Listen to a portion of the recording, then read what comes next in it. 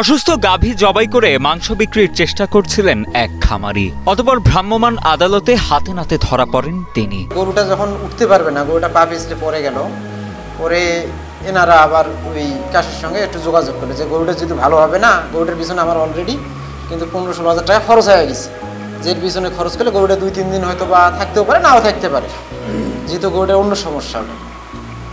ওই জন্য পরে ওনার সঙ্গে যোগাযোগ করিয়ে গরুটা, আরও লোক ছিল আমাদের প্রতিবেশী, মানে অন্য আমাদের ধর্মের না, আপনাদের এই, ওনাদের সম্মুখেই গরুটা জবাই করা হয়েছিল। পরে যে ওনারা গরুটা নিয়ে গেছে, মানে কাজ শেষ ওনারা অনেক লোক ছিল ওখানে।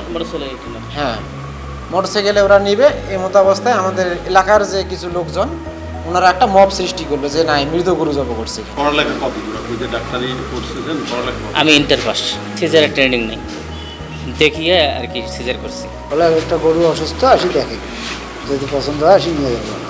বলে আমি গরুটি দেখি অসুস্থ, একে মনে করো প্রেগনেন্ট অবস্থা, তখন আমি বললাম না, আমি নেব না।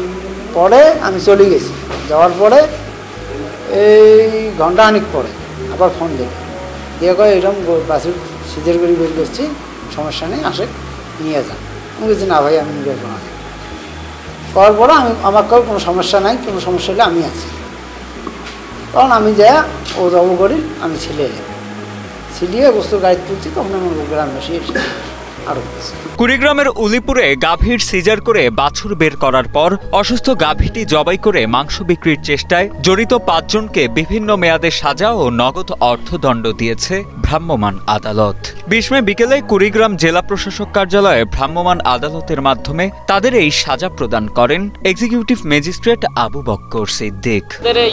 মরা গরু জবাই করছি, কিন্তু আপনারা এখনো করে দেখেন, জাস্টিফাই করে দেখেন, ওখানে যে মুসলমান 2 ঘর মানুষ ছিল, মানে পুরুষ মহিলা ছিল, ওরা কত মানে বলছে লোকগুলা যে আমরা নিজে দেখছি গরু মারা যায় নাই, গরু অসুস্থ ছিল, গরু মারা যায় নাই। ভ্রাম্যমাণ আদালত সূত্রে জানা যায় 19 মে বিকেলে উলিপুরের তবকপুর এলাকায় একটি গাভী প্রসব বেদনায় অসুস্থ হয়ে পড়লে পল্লী চিকিৎসকের সহায়তায় সিজারের মাধ্যমে গাভীটির বাচ্চা প্রসব করানো হয়। পরদিন গাভীটি আরও অসুস্থ হয়ে পড়লে পল্লী চিকিৎসকদের সহায়তায় কসাই ডেকে গাভীটি জবাই করে মাংস বিক্রির চেষ্টা করেন গাভীটির মালিক।